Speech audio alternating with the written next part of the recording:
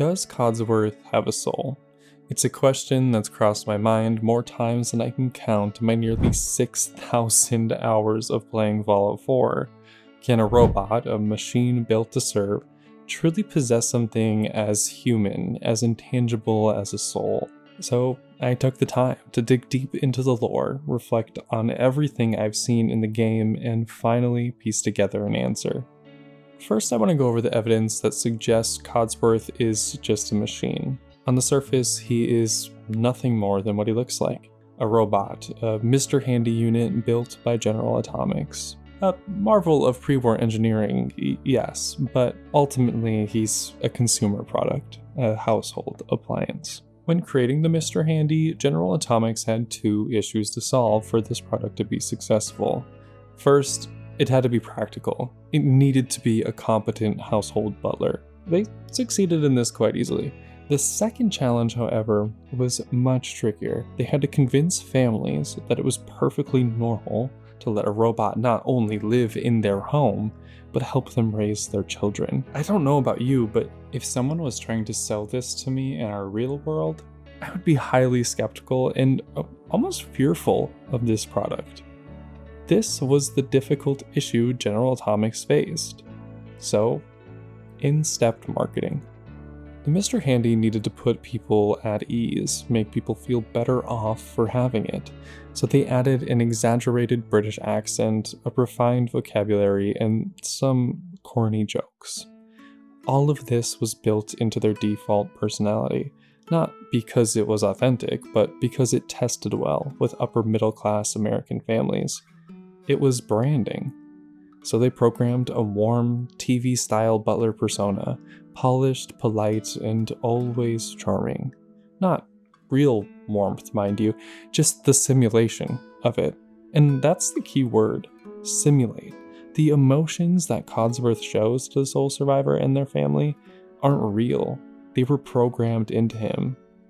When comparing him to our more human-like robot companions, Curie and Nick Valentine, the differences are quite obvious.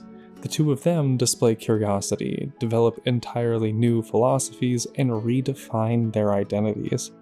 Codsworth doesn't do any of this.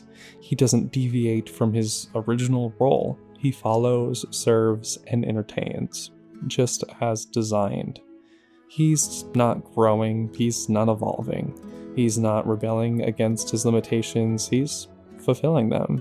Even his devotion to you, his refusal to give up on the Soul Survivor, is exactly what a domestic robot with family loyalty subroutines would do. He's not your friend, he's your appliance. Well, at least that's one way to look at it. But that can't be right.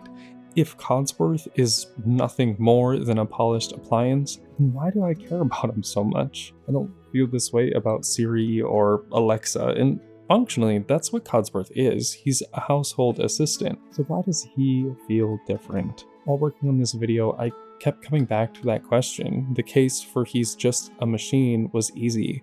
It felt obvious. But deep down, I didn't buy it. I felt there was something more beneath that polished chrome. So I restarted the game, paying close attention to his dialogue, and that's when I saw it, the evidence for something deeper. When you return to Sanctuary after 200 years presumed dead, Codsworth isn't a cheerful butler delivering a charming greeting. He first is in complete denial, thinking that you're actually the crazy one. But then the shock hits. His voice trembles, he stutters, and when he speaks about your spouse, he hesitates, just slightly, but enough to notice. It's a pause filled with weight, as if the words themselves are hard to say. And he knows that he's struggling. He reflects on his own state later on. I just wanted you to know how much I consider you family. I may be a mere robot to some, but I do hope you've come to see me as more. That isn't branding, that isn't a family loyalty routine executing as planned, it's true self-awareness. He's able to see what others think of him, disagree, and hope that you view him the same way he views you. These aren't scripted mannerisms of a TV-style butler, they're moments of genuine self-awareness. And that's the key word, self-awareness. So does Codsworth have a soul? On one hand, every scrap of evidence points to Codsworth being exactly what General Atomics designed him to be, a consumer product wrapped in charm, a machine built to serve, comfort, and entertain. On the other, we see flashes of something unexpected, moments of grief, hesitation, and self-awareness. Not the simulation of emotion, but the real thing, at least as real as I've ever seen it. Codsworth isn't just a robot, but he's not human either. He's something in between. I see it as a spectrum of being. He exists in that strange in-between space where memory, loyalty, and genuine self-awareness begin to blur the line between artificial and alive.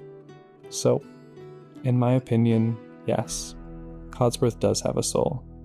Not one as complex as yours or mine, but something close to it.